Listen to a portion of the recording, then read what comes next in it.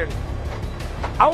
ಅವನಿಗೆ ಅಪ್ಪ ಅಮ್ಮ ಇಲ್ವ ಅಂತ, ಅವನಿಗೆ ಅಪ್ಪ ಅಮ್ಮನೇ ಇಲ್ಲ ಅವನಿಗೆ ಪಾಪಿಗೆ. ಮತ್ತೆ ನಿನ್ನೆ ಬರೀತಾ ಇದ್ದಾನೆ, ಕೋರ್ಟಿಂದ ಆದೇಶ ಅದೇ ಮಹೇಶ್ ಶೆಟ್ಟಿ ಬಂದನ, ಮತ್ತೆ ಯಾರು ನಾನು ಅವನ ಅಪ್ಪನ ಇಲ್ಲಿ ನಿಂತದ್ದು ಈಗ ಮಾತಾಡೋದು. ಒಂದು ದಿವಸ ನಮ್ಮ ಅಕ್ಕನೊಟ್ಟಿಗೆ ನಾನು ಮನೇಲಿ ಕೂತ್ಕೊಂಡಿರ್ಬೇಕಾದ್ರೆ ನಮ್ಮ ದೊಡ್ಡಪ್ಪ ಹತ್ರ ಮನೆ, ಅವರು ಧರ್ಮಸ್ಥಳದ ಮುಂಚೆ ಕೆಲಸಕ್ಕಿದ್ದವ್ರೆ. ಅವ್ರು ಒಂದು ಸತಿ ಬಂದು ಹೇಳಿದ್ರು, ಹೇಳಿದ್ದಾರೆ ಸೌಜನ್ಯ ಇದು ಅದರ ಪ್ರಕರಣದಲ್ಲಿ ನಮ್ಮ ಫ್ಯಾಮಿಲಿಯಿಂದನೇ ಆಗಿರೋದು.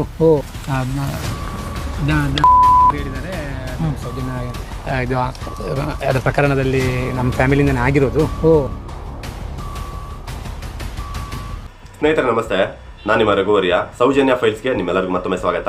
ನಾನೀಗ ಈ ಒಂದು ವಿಡಿಯೋದಲ್ಲಿ ಮಾತಾಡೋದಕ್ಕೆ ಬಂದಿರೋದು ಏನಪ್ಪಾ ಅಂತಂದ್ರೆ, ಇಷ್ಟು ದಿನ ನೀವೆಲ್ಲರೂ ಕೀರ್ತಿ ಅವರು ಹೇಳ್ತಕ್ಕಂಥ ಮಾತುಗಳು ಸತ್ಯ ಅಂತ ಒಂದು 50% ಅಲ್ಲದೆ ಹೋದ್ರು ಅಟ್ಲೀಸ್ಟ್ ಒಂದು 10% ಜನ ಯಾರ್ಯಾರು ನಂಬಿದ್ರಿ, ನಿಮ್ಮೆಲ್ಲರಿಗೂ ಕೂಡ 2 ಪುರಾವೆಗಳ ಮೂಲಕ ಅವರು ಹೇಳಿರ್ತಕ್ಕಂಥದ್ದು ಎಲ್ಲ ಸುಳ್ಳು ಅಂತ ನಾನು ಪ್ರೂವ್ ಮಾಡೋದಕ್ಕೆ ಅಂತ ಈ ಒಂದು ವಿಡಿಯೋ ಮಾಡ್ತಾ ಇದ್ದೀನಿ. ಅವ್ರು ಹೇಳಿರ್ತಕ್ಕಂಥ ಅಷ್ಟು ಮಾತುಗಳಲ್ಲಿ ಎಲ್ಲ ಕೂಡ ಸುಳ್ಳಿದೆ ಅಂತ ನಾನು ಪ್ರೂವ್ ಮಾಡೋದಕ್ಕೆ ಅಂತಲೇ 2 ವಿಡಿಯೋಗಳನ್ನ ಇಟ್ಕೊಂಡ್ಬಂದಿದ್ದೀನಿ. ಕೀರ್ತಿ ಇದುವರೆಗೂ ಸತ್ಯನೇ ಹೇಳಿಲ್ಲ ಅಂತ ನಿಮಗೆ ನಾನು ಪ್ರೂವ್ ಮಾಡ್ತೀನಿ. ಈ ವಿಡಿಯೋನ ಕೊನೆಯ ತನಕ ಸ್ಕಿಪ್ ಮಾಡದೆ ನೋಡಿ. ಮೊದಲನೇದಾಗಿ ಅವರು ಮಹೇಶ್ ಶೆಟ್ಟಿ ಅವ್ರ ಬಗ್ಗೆ ಹೇಳಿದ್ರು, ಅದು ಸುಳ್ಳು ಅಂತ ನಾನು ಆಲ್ರೆಡಿ ಹಿಂದಿನ ವಿಡಿಯೋದಲ್ಲಿ ಪ್ರೂವ್ ಮಾಡಿದೆ. ಆ ವ್ಯಕ್ತಿಗೆ ತಲೆ ಕೆಟ್ಟಿದೆ, ಹುಚ್ಚು ಬಂದಂಗೆ ಏನು ಬೇಕೋ ಅದನ್ನು ಮಾತಾಡ್ತಾನೆ ಅಂತ ನಾನು ಹಿಂದಿನ ವಿಡಿಯೋದಲ್ಲಿ ಆಲ್ರೆಡಿ ಅದನ್ನು ಒಂದು ವಿಡಿಯೋ ಮಾಡಿದ್ದೆ ಮಹೇಶ್ ಶೆಟ್ಟಿ ಅವ್ರ ಬಗ್ಗೆ. ಅವರು ಅರೆಸ್ಟ್ ಆಗಿಲ್ಲ ಅಂದರೂ ಕೂಡ ಅವರು ಅರೆಸ್ಟ್ ಆಗಿದ್ದಾರೆ ಅಂತ ತುಂಬ ಕೂಲಂಕುಷವಾಗಿ ಮಾತಾಡಿ ತಗಲಾಕೊಂಡ್ರು. ಅದಾದಮೇಲೆ ಮಹೇಶ್ ಶೆಟ್ಟಿ ಅವರು ಅವ್ರಿಗೆ ಹೆಂಗೆ ಗುಂಬೇಕೋ ಹಂಗೆ ಗುಮ್ಮಿದ್ರು. ಅದನ್ನು ಕೂಡ ನಾನು ಒಂದು ವಿಡಿಯೋ ಮಾಡಿದ್ದೀನಿ, ನೀವು ನೋಡಿದ್ದೀರಾ. ಈಗ ಹೊಸದಾಗಿ ಇನ್ನೊಂದು ಮ್ಯಾಟ್ರ್ ಏನಪ್ಪ ಅಂತಂದರೆ, ಈ ವ್ಯಕ್ತಿ ಹೇಳ್ತಾ ಇದ್ದಾರೆ ಮಳೆಗೆ ಅವತ್ತಿನ ದಿನ ಸೌಜನ್ಯ ಬಾಡಿ ಸಿಕ್ಕಿದಾಗ ಮಳೆಗೆ ಅವರ ಬಾಡಿ ಪೂರ್ತಿ ನೆಂದೋಗಿತ್ತು. ಅಲ್ಲಿ ಸಿಕ್ಕಂಥ ಎವಿಡೆನ್ಸ್ ಕೂಡ ನೆಂದೋಗಿತ್ತು, ಅವರ ಬಟ್ಟೆ ಬ್ಯಾಗ್ ಪ್ರತಿಯೊಂದು ಕೂಡ ನೆಂದೋಗಿತ್ತು ಅಂತ ಈ ವ್ಯಕ್ತಿ ಹೇಳಿದರು. ಸೊ ಅದನ್ನು ಎಷ್ಟು ತುಂಬ ಕ್ಲಿಯರ್ ಕಟ್ಟಾಗಿ ಹೇಳ್ತಾ ಇದ್ದಾರೆ ಅಂತಂದರೆ, ಪೊಲೀಸ್ದವರು ಏನೂ ಮಾಡೋಕ್ಕಾಗ್ತಾ ಇರಲಿಲ್ಲ. 3 ದಿನ ಕಂಟಿನ್ಯೂಸ್ ಮಳೆ ಆಗ್ತಾ ಇತ್ತು. ಹಾಗಾಗಿ ಈ ಎವಿಡೆನ್ಸ್ಗಳು ಏನೇನು ಕಲೆಕ್ಟ್ ಮಾಡಿದ್ರು, ಈ ಎವಿಡೆನ್ಸ್ಗಳು ಒಣಗ್ತಾನೆ ಇರಲಿಲ್ಲ ಅಂತ ಹೇಳ್ತಾ ಇದ್ದಾರೆ.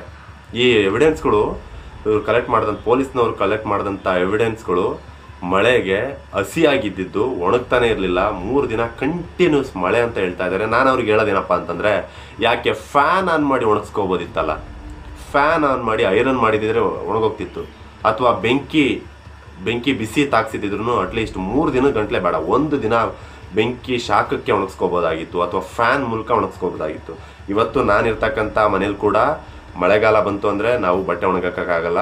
ಸೊ ನಾನು ಕೂಡ ತೊಗೊಂಡು ಬಂದು ಇದೇ ಒಂದು ಚೌಕಟ್ಟಲ್ಲಿ ನಾನು ಮಳೆಗೆ ಫ್ಯಾನ್ ಆನ್ ಮಾಡಿಬಿಟ್ಟು ಬಟ್ಟೆಗಳನ್ನ ಒಣಗಿಸ್ಕೋತೀನಿ. ರಾತ್ರಿ ಆನ್ ಮಾಡಿ ಮಲ್ಕೊಂಡ್ರೆ ಬೆಳಿಗ್ಗೆ ಅಷ್ಟರಲ್ಲಿ ಬಟ್ಟೆ ಒಣಗೋಗಿರುತ್ತೆ.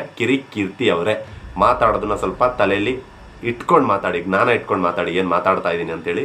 3 ದಿನ ಗಂಟಲೆ ಒಂದು ಎವಿಡೆನ್ಸ್ನ ಒಣಗ್ಸೋಕ್ಕಾಗಿಲ್ಲ ಅನ್ನೋ ಒಂದು ನಿನಗೆ ಬೈಯೋದಕ್ಕೂ ನನಗೆ ಬಾಯಿ ಬರ್ತಾ ಇಲ್ಲ. ತುಂಬ ಹಿಡಿತಾ ಇದ್ದೀನಿ, ನನ್ನ ಚಾನಲ್ನ ನಾನು ಸೇಫ್ ಮಾಡ್ಕೋಬೇಕನ್ನೋ ಒಂದು ಕಾರಣಕ್ಕೆ. ಈಗ ಇನ್ನೊಂದು ವಿಡಿಯೋ ಪ್ರೂಫ್ ಏನಪ್ಪ ಅಂತಂದರೆ, ಈ ವಿಡಿಯೋದಲ್ಲಿ ನಾನು ಕ್ಲಿಯರ್ ಕಟ್ಟಾಗಿ ಸೌಜನ್ಯ ಕೊಲೆಗೆ ಸಂಬಂಧಪಟ್ಟಂಥ ವ್ಯಕ್ತಿಗಳು ಯಾರು ಅಂತ ಹೇಳ್ತಾ ಇಲ್ಲ, ಕ್ಲಿಯರ್ ಕಟ್ಟಾಗಿ ಇವರೇ ಕೊಂದಿದ್ದು ಅನ್ನೋ ಒಂದು ಮಾಹಿತಿ ಇರೋವಂಥ ಒಂದು ವಿಡಿಯೋ ಸಿಕ್ಕಿದೆ. ಅದು ಆ ಒಂದು ವಿಡಿಯೋನ ನಾನು ನಿಮ್ಮ ಮುಂದೆ ತಂದು ಇಡ್ತಾ ಇದ್ದೀನಿ. ಮೊದಲು ಅದನ್ನು ಮಾತಾಡೋದಕ್ಕಿಂತ ಮುಂಚೆ ಆ ಒಂದು ವಿಡಿಯೋನ ನೋಡ್ಕೊಂಬನ್ನಿ. ಆ ಒಂದು ವಿಡಿಯೋದಲ್ಲಿ ಒಬ್ಬ ವ್ಯಕ್ತಿ ಕ್ಲಿಯರ್ ಕಟ್ಟಾಗಿ ಹೇಳಿದ್ದಾರೆ, ಹೌದು ಕೊಲೆ ಮಾಡಿದ್ದು ನಾವೇ ಅಂತೇಳಿ. ಆ ವ್ಯಕ್ತಿಗಳು, ಆ ಕುಟುಂಬದವರು ಒಪ್ಕೊಂಡಿರ್ತಕ್ಕಂಥ ಮಾತುಕತೆ ಆ ಒಂದು ವಿಡಿಯೋದಲ್ಲಿದೆ. ಹಾಗೆ ಪೊಲೀಸ್ನವರು ಅದೇನೋ ತನಿಖೆಯಲ್ಲಿ ಹಂಗಾಗೋಯ್ತು ಹಿಂಗಾಗೋಯ್ತು, ಅದು ಮಾಡಿದ್ರು, ಅದು ಕಂಡಿಡಿದ್ರು, ಹಿಂಗೆ ಕಂಡಿಡಿದ್ರು ಅಂತೆಲ್ಲ ಒಳ ಉಡುಪುಗಳು ಅದು ಇದಂತೆಲ್ಲ ಹೇಳಿದ್ರಲ್ವಾ, ಅದೆಲ್ಲಾನು ಸುಳ್ಳು ಅಂತ ಹೇಳೋ ಅಂಥ ಒಂದು ಪ್ರೂಫ್ ಕೂಡ ಈ ಒಂದು ವಿಡಿಯೋದಲ್ಲಿದೆ. ಮೊದಲು ನೀವು ಆ ಒಂದು ವಿಡಿಯೋನ ನೋಡ್ಕೊಂಡು ಬನ್ನಿ, ಆಮೇಲೆ ನಾವು ಮಾತಾಡೋಣ. ಒಂದು ದಿವಸ ನಮ್ಮ ಅಕ್ಕನೊಟ್ಟಿಗೆ ನಾನು ಇಲ್ಲಿ ಮನೇಲಿ ಕೂತ್ಕೊಂಡಿರ್ಬೇಕಾದ್ರೆ ನಮ್ಮ ದೊಡ್ಡಪ್ಪ ಹತ್ರ ಮನೆ, ಅವರು ಧರ್ಮಸ್ಥಳದ ಮುಂಚೆ ಕೆಲಸಕ್ಕಿದ್ದವ್ರೆ. ಅವ್ರು ಒಂದು ಸತಿ ಬಂದು ಹೇಳಿದ್ರು, ಹೇಳಿದ್ದಾರೆ ಸೌಜನ್ಯ ಇದು ಅದರ ಪ್ರಕರಣದಲ್ಲಿ ನಮ್ಮ ಫ್ಯಾಮಿಲಿಯಿಂದನೇ ಆಗಿರೋದು. ಹೇಳಿದ್ದಾರೆ ಸೌಜನ್ಯ ಇದು ಅದರ ಪ್ರಕರಣದಲ್ಲಿ ನಮ್ಮ ಫ್ಯಾಮಿಲಿಯಿಂದನೇ ಆಗಿರೋದು. ಹೋಗಿ ನಮ್ಮ ತಂದೆ ಹತ್ರ ಹೇಳಕ್ ಹೇಳಿದಂತೆ. ನಮ್ಮ ತಂದೆಯನ್ನು ಬಾಲೆ ಅಂತ ಕರಿತಿದ್ರು ನಮ್ಮ ತಂದೆ. ಹೋಗಿ ಅವನ ಹತ್ರ ಹೋಗಿ ಹೇಳು, ನಾನು ಹೇಳಿದೆ ಅಂತ ಹೇಳು. ನಮ್ಮ ತಂದೆ ಅವ್ರ ಮೇಲೆ ಒಳ್ಳೆ, ನಮ್ಮ ತಂದೆ ಮೇಲೆ ಅವ್ರಿಗೆ ಒಳ್ಳೆ ವಿಶ್ವಾಸ ಇತ್ತು. ಅವಾಗ ಏನ್ ಕೆಲಸ ಇದ್ರು ನಮ್ಮ ತಂದೆನ ಕರಿತಿದ್ರು. ಅವನ ಹತ್ರ ಹೇಳು, ನಾನು ಹೇಳಿದೆ ಅಂತಾನೆ ಹೇಳು, ನಮ್ಮ ಫ್ಯಾಮಿಲಿಯಿಂದ ಆಗಿರೋದು ಹೌದು, ಈಗ ಆಗಿರೋದನ್ನು ಮರ್ತು ಬಿಡ್ಲಿ, ಇನ್ನು ಮುಂಚಿನ ತರಾನೇ ಇರೋಣ ಏನಾದ್ರು ಕೇಸ್ ದೊಡ್ಡದು ಮಾಡಕ್ ಹೋಗುದು ಬೇಡ ಅಂತ ಹೇಳಿದ್ರು. ನಮ್ಮ ತಂದೆ ಹತ್ರ ಹೇಳಕ್ಕೆ ಎದುರು ಬಿಟ್ಟು ನಮ್ಮ ಅಕ್ಕನ ಹತ್ರ ಹೇಳಿದ್ರು. ಅವಾಗ ನಾನು ಇದ್ದೆ ಅಕ್ಕನೊಟ್ಟಿಗೆ. ಹಾಗಾದ್ರೆ ನಾವು ಅವರೇ ಹೇಳಿದಾರೆ ಅಂತ ಹೇಳಿದ್ಮೇಲೆ ನಾವು ಇನ್ನು ಆರೋಪ ಮಾಡೋದು ಏನ್ ತಪ್ಪಿದೆ ಸರ್? ಆಮೇಲೆ ಆ ಬಾಡಿ ಸಿಕ್ಕಿದ ಜಾಗದಲ್ಲಿ ಒಂದು ಚೀಟು ಸಿಕ್ಕಿತ್ತು. ಆ ಚೀಟ್ ನಮಗೆ ತೋರಿಸಲಿಲ್ಲ. ಮತ್ತೆ ಅವರು ನೆಕ್ಸ್ಟ್ ಸ್ವಲ್ಪ ದಿವಸ ಬಿಟ್ಟು 2 ದಿವಸ ಬಿಟ್ಟಾದ್ಮೇಲೆ ನಾವು 2 ದಿವಸ 1 ದಿವಸ ಬಿಟ್ಟೇನೋ ಪೊಲೀಸ್ನವರು ಒಬ್ರು ಬಂದ್ರು ಇಲ್ಲಿ ಮನೆಗೆ. ಬಂದು ಹೇಳಿದ್ರು ಸೌಜನ್ಯ ಹಾಕಿದ್ದ ಅವ್ರು ಯಾವ ತರದ ಒಳ ಉಡುಪು ಹಾಕ್ತಿದ್ದಾರೆ ಆ ಒಂದು ಒಳ ಉಡುಪು ಕೊಡಿ. ಅಂದ್ರೆ ಬಾಡಿ ಸಿಕ್ಕಿರೋ ಜಾಗದಲ್ಲಿ ಒಳ ಉಡುಪು ಇರ್ಲಿಲ್ಲ. ಯಾವ ತರ ಯೂಸ್ ಮಾಡ್ತಿದ್ರು ಅಂತ ಕೊಡಿ ಅಂತ ನಾವು ಅದು ಅರ್ಧದ ಒಂದು ಒಳ ಉಡುಪಿಗೆ ನಾನೇ ಸ್ಟಿಚ್ ಮಾಡಿ ಕೊಡಿ. ಇಷ್ಟುದ್ದ ನೂಲ್ ಬಿಟ್ಟಿದ್ದೆ, ಸ್ಟಿಚ್ ಮಾಡಿ ಉದ್ದ ಬಿಟ್ಟಿದ್ದೇನೆ. ಇವರು ಪಂಚನಾಮೆಗೆ ಹಾಕ್ಬೇಕಾದ್ರೆ ಅದನ್ನೇ ತೋರಿಸಿದ್ದಾರೆ. ಸೌಜನ್ಯ ಬಾಡಿ ಸಿಕ್ಕಾಗ ಆ ಜಾಗದಲ್ಲಿ ಈ ಒಳ ಉಡುಪು ಸಿಕ್ಕಿದೆ ಅಂತ ಹೇಳಿದ್ರು.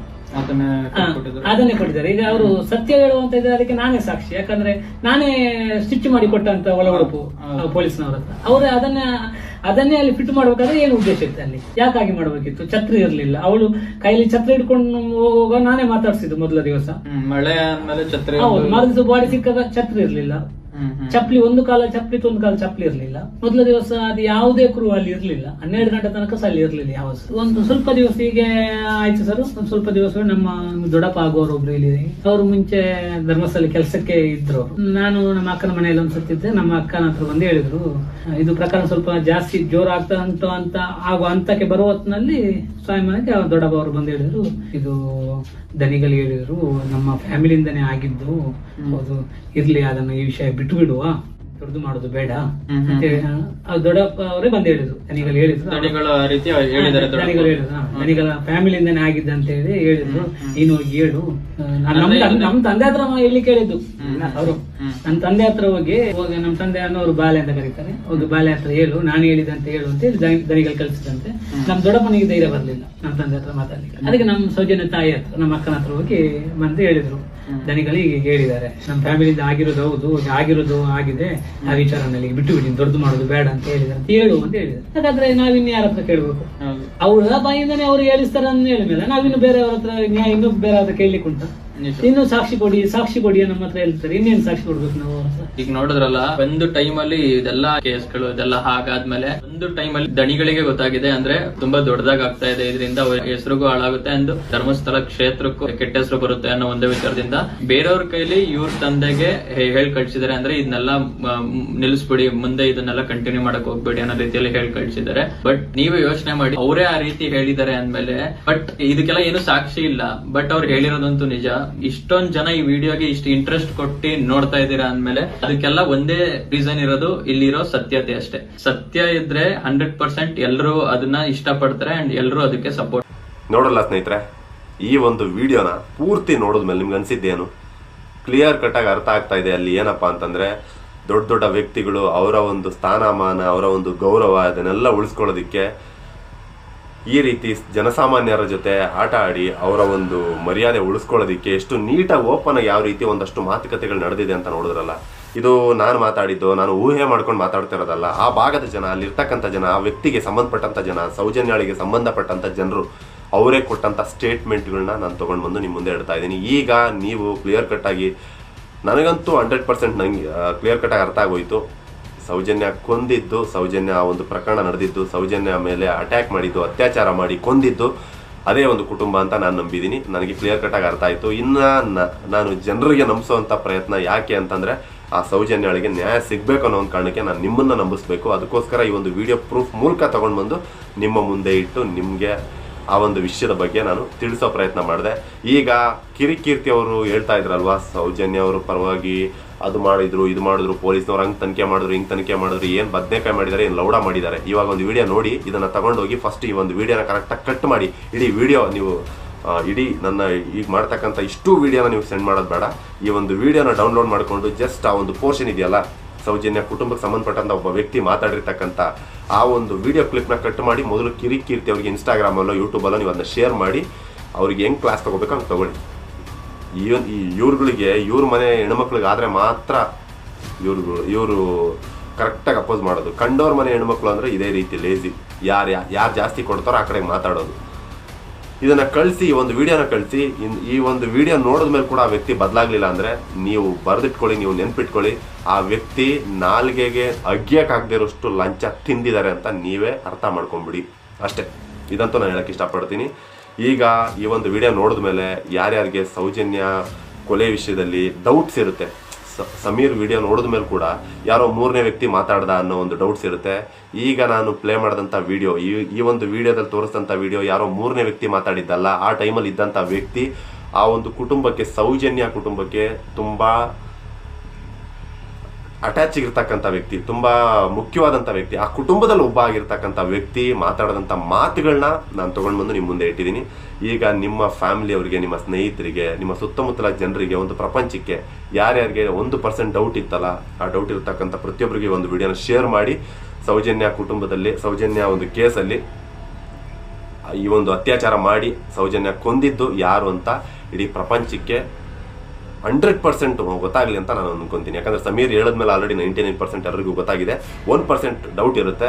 ಅವರ ಫ್ಯಾಮಿಲಿ ರಿಲೇಟೆಡ್ ಯಾರಾದರೂ ಹೇಳಿದಿದ್ರೆ ಚೆನ್ನಾಗಿರ್ತಿತ್ತು ಅಂತ ಅವ್ರು ಅನ್ಕೊಂಡಿರ್ತಾರೆ. ಈಗ ಅವರ ಫ್ಯಾಮಿಲಿಗೆ ಸಂಬಂಧಪಟ್ಟಂಥ ಒಬ್ಬ ವ್ಯಕ್ತಿ ಮಾತಾಡಿರ್ತಕ್ಕಂಥ ಈ ಒಂದು ವಿಡಿಯೋನ ನೀವು ಎಲ್ಲರಿಗೂ ಶೇರ್ ಮಾಡಿ, ಸೌಜನ್ಯ ಕೊಂದಿದ್ದು ಯಾರು ಅಂತ ಎಲ್ಲರಿಗೂ ಗೊತ್ತಾಗಲಿ ಅಂತ ನಾನು ಕೇಳ್ಕೊತೀನಿ. ಅದೇ ನನ್ನ ಒಂದು ಉದ್ದೇಶ ಆಗಿತ್ತು. ನನ್ನ ಒಂದು ಉದ್ದೇಶ ಅದೇನೆ. ನನಗೆ ಯಾರ ಮೇಲೂ ಕೂಡ ನನಗೆ ಕೋಪ ಇಲ್ಲ, ಸಿಟ್ಟಿಲ್ಲ, ಯಾರನ್ನೋ ನಾನು ದೂಷಿಸಿ ಮಾತಾಡ್ತಾ ಇಲ್ಲ. ನನ್ನ ಒಂದು ಉದ್ದೇಶ ಜಸ್ಟಿಸ್ ಫಾರ್ ಸೌಜನ್ಯ. ಆ ಹೆಣ್ಮಗುಗೆ ನ್ಯಾಯ ಸಿಗಬೇಕು.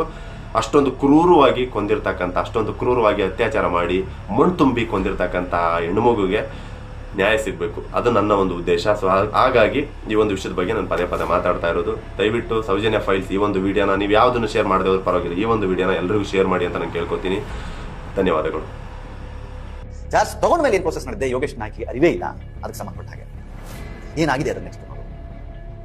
ಅಂಡ್ ಮಳೆ ವಿಪರೀತ ಬಂದು ಅಲ್ಲಿ ಸಿಕ್ಕಿರುವಂತಹ FSLಗೆ ಬೇಕಾದಂತಹ ಏನೇನು ಇದಿತ್ತು ಎಲ್ಲ ಕಲೆಕ್ಟ್ ಮಾಡಿದ್ರು. ಅದು ಮಳೆಗೆ ಒಣಗಿಸ್ಲಿಕ್ಕೆ 3 ದಿನ ಬೆಳತಂಗಡಿಯಲ್ಲಿ ಮಳೆ ನಿಂತಿಲ್ಲ. ಆ ತರಹದ ಮಳೆ. And one more thing I tell you, quarter ಮೂತಿಗೆ ಹಂಗೆ ರುಂಡ ಹಾರಿ ಪಾಕಿಸ್ತಾನದೊಳಗೆ ಹೋಗಿ ಬಿಡ್ಬೇಕು ರುಂಡ.